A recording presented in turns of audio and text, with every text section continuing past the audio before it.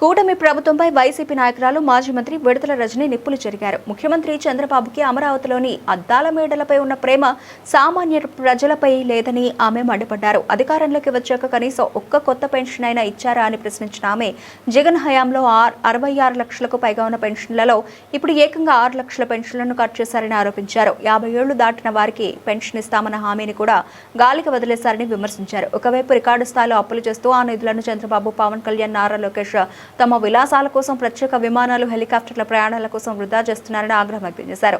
అమరావతి నిర్మాణాల పేరుతో పెద్ద ఎత్తున దోపిడీ జరుగుతోందని, అడుగుకు 18,500 రూపాయల పైనే ఖర్చు చేయడం దేశంలో ఎక్కడా లేని విడ్డూరమని రజని పేర్కొన్నారు. ఓ 4 సంవత్సరాలు 1000 కోట్లు చొప్పున ఖర్చు పెడితే చక్కగా మా నాయకుడు జగన్మోహన్ రెడ్డి గారు 17 మెడికల్ కాలేజ్ అనుకున్నారు. ఒక 6 మేము ప్రారంభించాము. ఆ 11 రాష్ట్ర ప్రజలకు అందుబాటులోకి వస్తాయి కదా, రాష్ట్ర ప్రజల ఆరోగ్యం బాగుపడుతుంది కదా, రాష్ట్ర ప్రజలు సంతోషంగా ఉంటారు కదా. ఎందుకు మీకు ఆలోచన తట్టదు? ఈరోజు రాష్ట్రంలో ఏ గవర్నమెంట్ హాస్పిటల్కి వెళ్ళినా కూడా మందులు లేవు, సూదులు లేవు.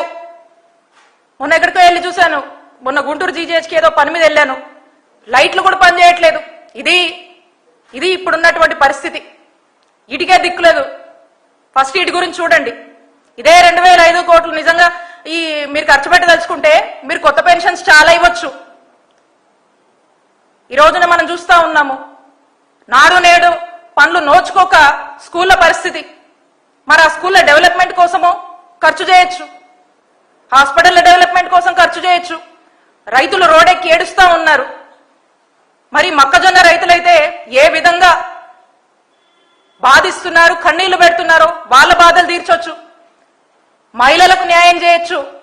ఇలా యునేమిట్ లైక్ ఎవరినైనా కూడా బీసీ హాస్టల్స్, ఎస్సీ హాస్టల్స్, గిరిజన హాస్టల్స్ లో ఎంతో మంది సరైన ఫుడ్, ప్రాపర్ శానిటేషన్ లేక, సరైన తాగునీళ్ళు లేక, ఆరో ప్లాంట్లు లేక ఈరోజు ఆ కలుషితమైనటువంటి పరిస్థితుల్లో ఎంతమంది ప్రాణాలు పోతున్నాయి. ఇంతమంది పిల్లల ప్రాణాలు మీరు కాపాడొచ్చు కదా. ఈ 2,500 కోట్లతో మీరు నిజంగా దీన్ని ప్రాపర్ గా యూటిలైజ్ చేస్తే ఇవన్నీ మీకు ఎందుకు కనిపించవు? ఇవన్నిటి గురించి దృష్టి పెట్టండి చంద్రబాబు నాయుడు గారు. ఈ అద్దాల గురించి, మీ ఆర్భాటల గురించి ఇన్ని వేల కోట్లు మీరు ఖర్చు చేస్తున్నారు కదా.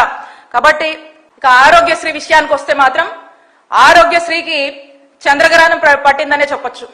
హాస్పిటల్స్ కి వెళ్తే ఆరోగ్యశ్రీ నో బోర్డు పెట్టి ఆరోగ్యశ్రీ చూస్తాం లేదు, మాకు ప్రభుత్వం నుంచి డబ్బులు రావాలి, అవి రాలేదు కాబట్టి మేము చూడలేము, మీ దగ్గర డబ్బులు ఉంటే చూపించుకోండి, లేదంటే లేదని చెప్పే పరిస్థితి. మరి అనేక ఇబ్బందుల్లో ఆరోగ్యశ్రీ హాస్పిటల్స్ వాళ్ళు సమ్మెకు దిగి మరి సమ్మె